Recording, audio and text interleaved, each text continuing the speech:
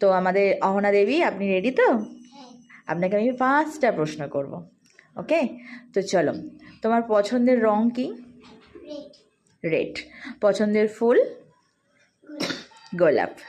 পছন্দের ফল? আম। আচ্ছা, তুমি মানে পছন্দের তোমার হচ্ছে ঘুরতে যাওয়ার জায়গা? Digha, very good. আর পছন্দের খাবার? সবচেয়ে তুমি কোনটা খেতে ভালোবাসো? বিরিয়ানি, গ্রেট। ওকে, এরপর তোমার পছন্দের রং কি? লাল। লাল। পছন্দের ফুল?